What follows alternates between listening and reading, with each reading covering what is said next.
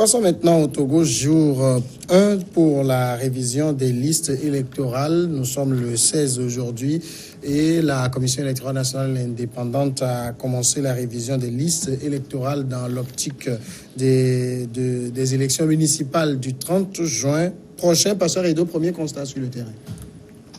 Non, c'est que d'abord, moi, je me suis fait inscrire. Et enfin.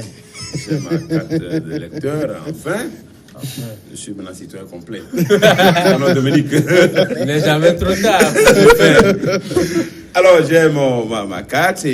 Mais le constat est catastrophique, c'est du chaos. À tous les niveaux, nous, on a envoyé nos collaborateurs vérifier. Jusqu'à 10h, jusqu'à 11h, les opérateurs de saisie, enfin, les agents ne sont pas là. À certains niveaux, les kits sont en panne. Je crois quand même que, puisqu'on nous disait déjà, il y avait déjà des informations selon lesquelles que certains médias, que certains journaux ont publié comme quoi des promesses auraient été faites aux gens d'enregistrer moins. Hein, celui qui aura moins enregistré les électeurs. Il a une prime. Si, on a lu, nous avons lu. Je ne rapporte que ce que nous avons lu. Et il y avait eu beaucoup de commentaires.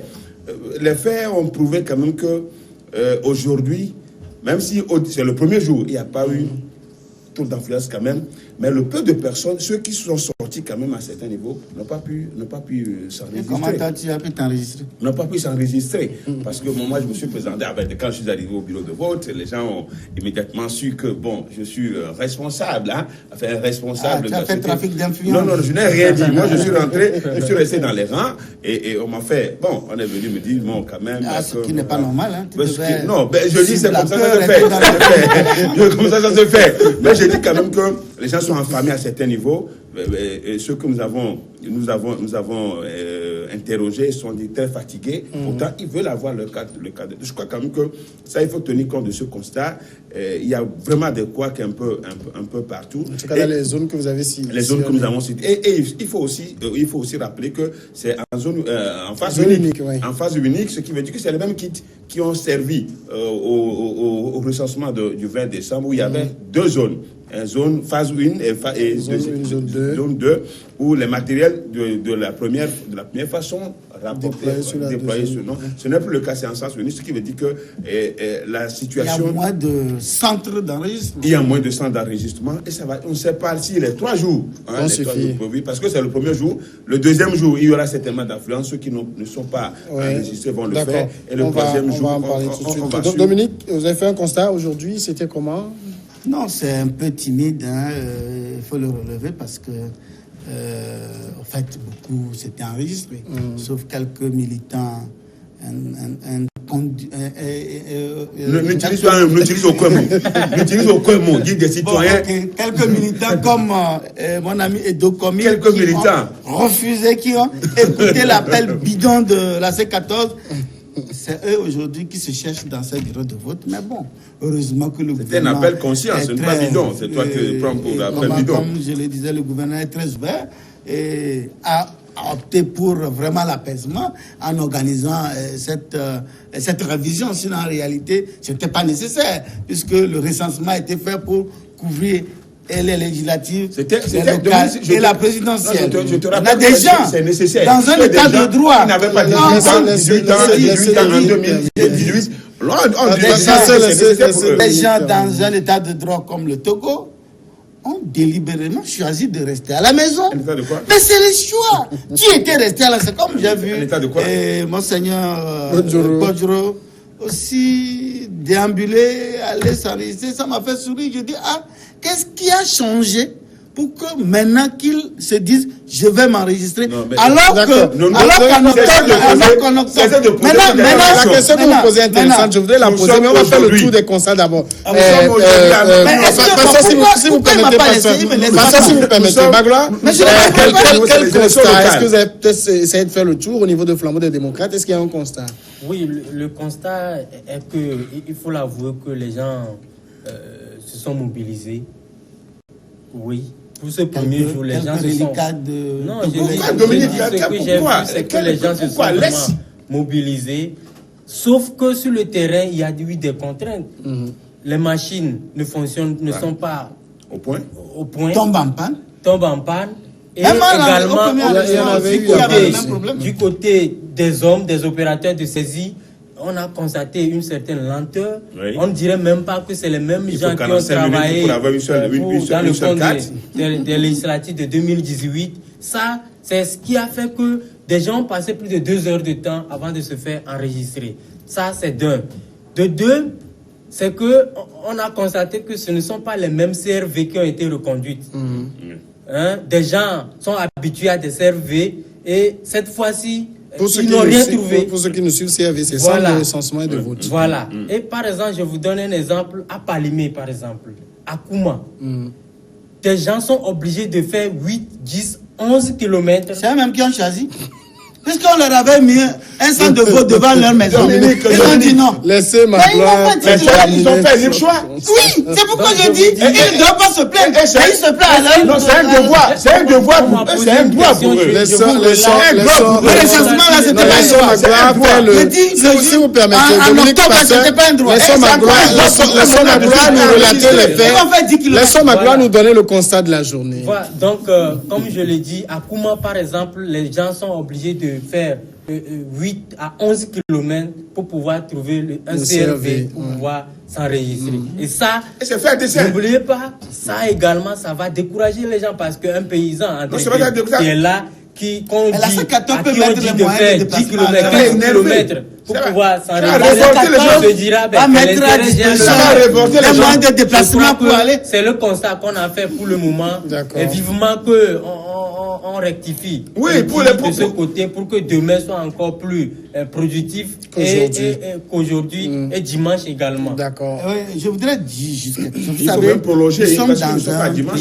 Ça reste le Togo n'est pas un pays riche, hyper riche. Et nous sommes dans des pays un peu avec des situations économiques un peu complexes.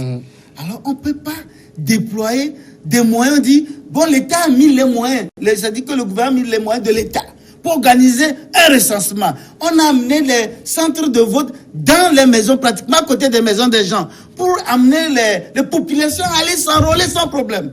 Ils ont vu ça et dit, la C14 a dit non, ne peut pas aller s'enrôler. Alors ils ne vont pas le faire. Mais aujourd'hui, on ne peut plus faire l'État. Ça va revenir plus cher à l'État. Si l'État devait faire en 2 temps comme il avait fait. Maintenant, s'agissant des machines politiques, c'est des machinations politiques. Dans mon centre de vote, c'est des machinations politiques. Dans mon centre de vote à télé. C'est des machinations politiques. Quand j'étais également allé pour le premier, je n'ai pas pu me recenser parce que il y avait les machines, ça ne répondait pas tellement. Il y avait une longue queue, mais j'étais reparti. Et c'est le lendemain que je suis allé. 2 jours après, je suis allé m'enregistrer. Donc, les mêmes problèmes, c'est les mêmes avatars, c'est ce qu'on retrouve. On ne peut pas comprendre. On ne peut pas imaginer. On ne peut pas comprendre. Non, s'appuyer sur ce que des machines qui tombent en panne. Qui sont des jugements assujettis à des officiers politiques. Que rapporte allègrement mon frère Edo pour dire que oui, on a mis en place un système pour ne pas. Mais c'est des histoires comme ça.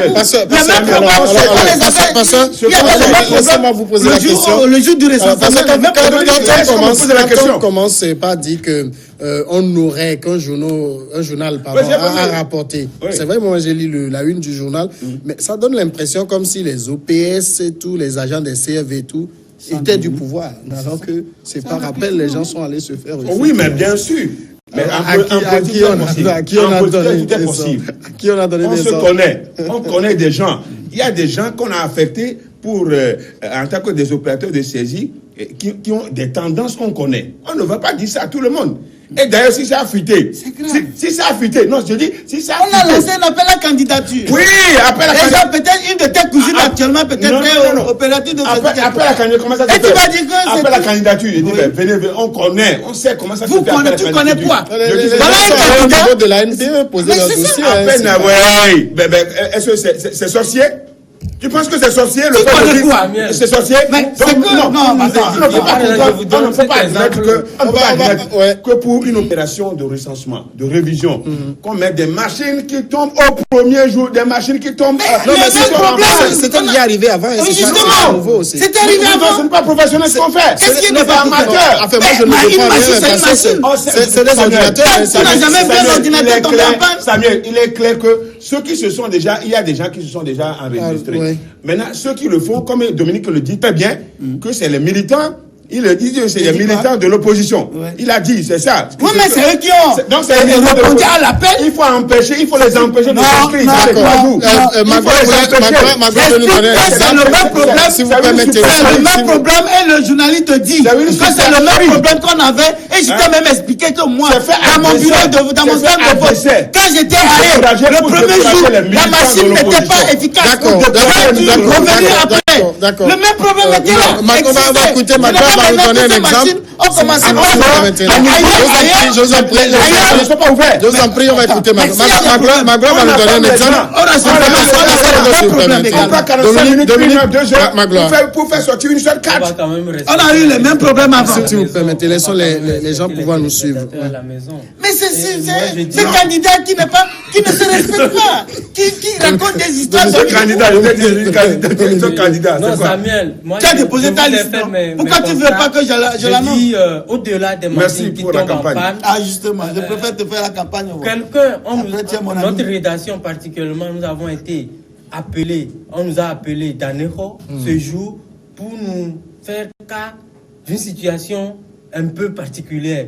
C'est-à-dire que on nous relate que pour des groupes électrogènes qui prennent gasoil, les agents, les opérateurs techniques, ils le savent très bien, mais ils ont mis de l'essence là-dedans. Ah bon? Et catégoriquement, ça ne devrait pas fonctionner.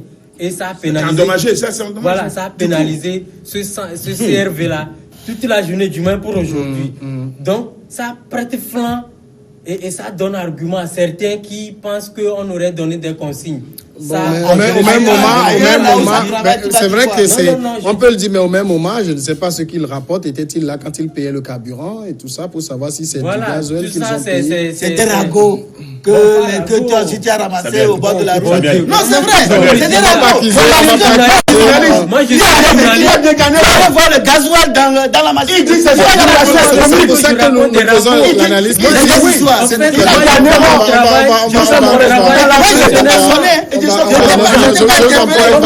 je raconte des ragots, je ne veux pas la. Oui, mais attends, mais tu peux pas dire.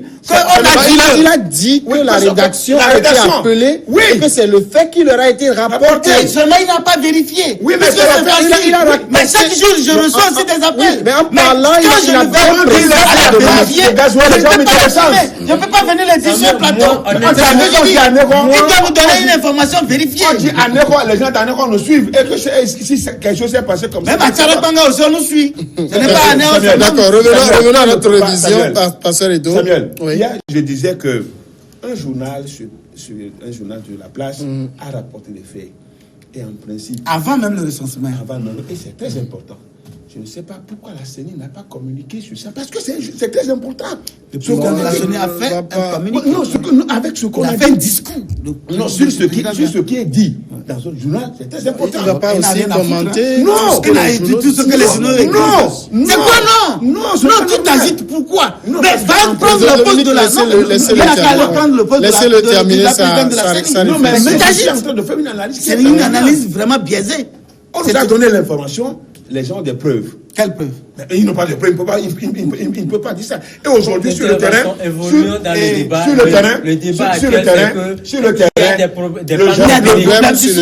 est-ce qu'on peut le premier jour est chaotique. Il faut reconnaître que le premier jour là est chaotique. Et il ne faut pas que ça se poursuive. Par endroit. Il ne faut pas que ça se poursuive. Sinon, ça va faire révolter. Ça va faire révolter les gens. C'est vrai qu'au même moment, Dominique, on se rappelle. Attendre pendant des temps, pendant des heures. On se rappelle par exemple que dans certaines zones, au-delà des problèmes matériels qui sont évoqués, il y a eu même des problèmes d'accès parce qu'il a plu hier.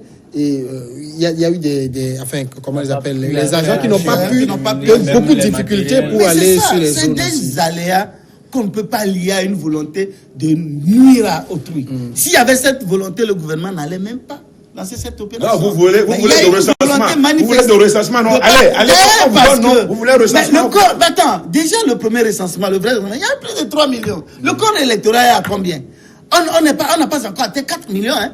Alors ça veut dire que si nous restons, nous prenons le chiffre 3 millions, ça veut dire qu'il y a juste une petite minorité qui ne s'était pas enrôlée avant. Et aujourd'hui, avec le déploiement de ces opérateurs, c'est facile de ça. Mais les problèmes que vous relevez, il y en avait avant. Moi, c'est pourquoi j'ai donné mon propre exemple. Dans certaines localités même, l'ordinateur ne s'allume même pas. Et il faut un technicien qui doit quitter d'un point à l'autre pour venir le faire. Alors, on ne va pas nous dire que c'est maintenant des kits là à certains endroits.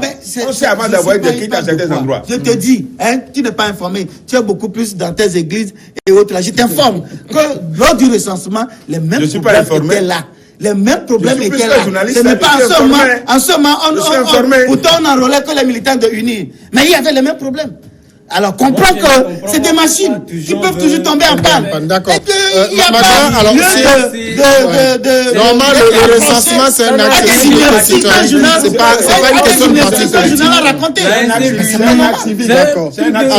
Alors, maintenant, Magloire, au regard de ce constat qu'on fait, je ne sais pas ce que la CENI va en décider, mais est-ce qu'il faut en tenir compte pour éventuellement une prorogation? Mais je veux signaler que les 3 jours que le professeur Alpha Condé avait demandé en octobre et qu'on a eu, ça a coûté 900 millions au budget. Écoutez, moi je suis mal à l'aise quand on nous sort des chiffres comme ça. Ah bon? Ce n'est pas on n'a rien à faire au Togo que de laissez Magloire. Laissez le gouvernement dire qu'on n'a pas les moyens. Dit que ça fait 900 millions. Laissez le gouvernement on a encore construit des écoles. Je vous apprends. Quand le ministre de l'administration territoriale, M. Payadoua Boupessi a déjà dit. Dominique, laissons Magloire. Moi, je suis journaliste. Je rapporte les faits tels qu'ils sont. Quand le ministre de l'administration territoriale avait déjà annoncé les 3 jours de révision constitutionnelle, dans une interview qu'il a accordée à nos confrères de Togo Presse, il avait déjà laissé entendre cette éventualité. Qu'on verra si dans les 3 jours, s'il y a des problèmes techniques qui imposent à ce qu'on prolonge. Pourquoi nous, les journalistes, on va se dire que oui, les 3 jours-là, ça a fait des milliards au Togo, donc quoi? Nous sommes du gouvernement. En train de dire, laissons le gouvernement dire face aux difficultés. C'est leur argent. Mais quand même, c'est une réalité. C'est quand même l'argent du Togo. C'est l'argent du Togo. C'est l'argent du Togo. Nous sommes en train de Togolais. Si on peut penser pour mieux faire, pourquoi pas? Qui parle de 20 ans maison, c'est nous sommes Togolais. Nous sommes en train de Togolais. Il fallait même arranger le truc le bassin de d'abord. Avancer de l'argent pour faire les choses en bien, pourquoi pas? Les bonnes choses ont toujours un prix. Il y en a toujours. Les bonnes choses ont parce qu'il y en a toujours. Moi, je dis, il faut quand même que nous soyons raisonnables. Ne rapportons pas les inepties que je qualifie d'inepties. Parce que dire qu'il y a une volonté manifeste de retarder et que bon, il faut prolonger. Oui, le ministre, quand même, il a dit ici, au cas où les pannes sont récurrentes et qu'il faut vraiment, on a vu que beaucoup n'ont pas pu s'enrôler et qu'il faut le faire, le gouvernement, voilà. Moi, je dis, laissons le gouvernement. Maintenant, je dis, le peuple commence déjà, pas accuser ou mettre de la mauvaise foi. C'est ça qui est dommage. Par rapport à mon ami, à ce que mon ami est ça ne doit pas manquer de le dire. Il faut quand même voir la bonne foi de l'autorité qui a quand même, malgré, puisque au fait, nous sommes des Togolais. La vie, c'est un choix. Dans un état de droit, tu es libre de faire ou de ne pas le faire. Lorsqu'on a lancé ce recensement, je t'ai dit que ils étaient libres de passer, d'aller ou de venir. On a une nouvelle élection. Au Togo, le vote n'est pas obligatoire. Il faut que les gens. Au Togo, le vote n'est pas obligatoire. Non, ailleurs, en Belgique, le vote est obligatoire. Et si tu ne votes pas, tu as une amende de 150 € que tu dois payer à ce niveau. Tu dois peut-être amener ça ici aussi. Ah bah oui. Bon, maintenant, comme nous ne sommes pas à ce niveau, les gens ont choisi de rester à la maison parce qu'ils ont quitté les incubations de leur leader. D'accord. Mais allez, suivez votre leader. Suivez votre leader. D'accord. Aujourd'hui, tu dois faire 10 km pour aller voter. Alors qu'hier, il y avait le centre de vote devant ta maison. Mais c'est un choix. D'accord. La vie, alors maintenant, passer les deux. Au début, Dominique avait commencé par soulever quelque chose. Beaucoup n'ont pas compris parce qu'on a vu une valse d'appels à aller se faire enrôler et tout, sans vraiment comprendre qu'est-ce qui a changé fondamentalement entre-temps. Qu'est-ce qui a changé? Ce qui a changé, c'est que nous sommes face à des élections historiques qui n'ont jamais été faites il y a plus de 30 ans. Ah d'accord. Puisque les législatives, ça se fait jamais. Dominique, laisse-moi. depuis 1994, lors des premières élections législatives, nous sommes à la 6e législature. Et par contre, pour les élections locales, c'est depuis 87. Bien sûr. Donc l'enjeu est de taille.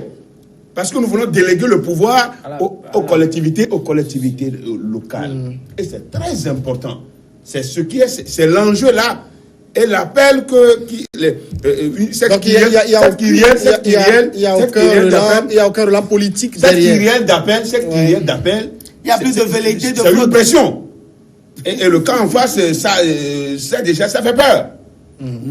Ça fait peur un peu qu'il y a tout cette kyrielle d'appel à se faire enrôler et surtout à compter des listes, que ce soit la société civile, que ce soit les citoyens, que ce soit les partis politiques. C'est très important ça. Et moi je vois quand même... Le président dans son discours avait déjà demandé à tout le monde de participer à ce scrutin. Quoi qu'il en soit, quels que soient les mécanismes mis en place, ça va être des élections qui vont être de haute lutte, parce que nous voulons que la démocratie se construise à la base. Et que les nouvelles communes qui sont érigées aujourd'hui, nous en avons jusqu'à 117. Même si la configuration s'est faite à dessein, on sait que c'est fait. On peut améliorer, c'est ce que les autorités disent, qu'on peut améliorer au fur et à mesure.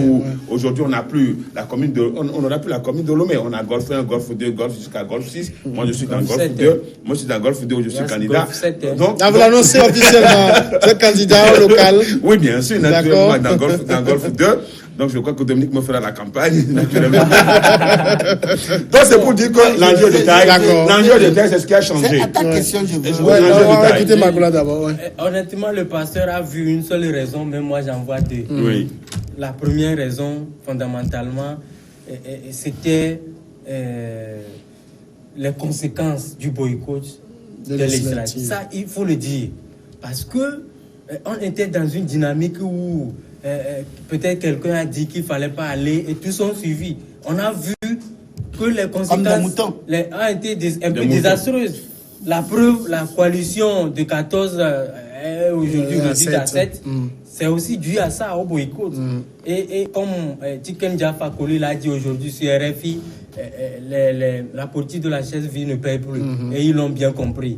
Donc, c'est une renaissance en tant que telle pour l'opposition qui veut réparer un tort, le tort des législatives à travers les locales. L'opposition n'a jamais rebuté le fait qu'il ne va pas participer. Non, mais est-ce que je ne peux pas le dire non plus? Je peux avoir la parole.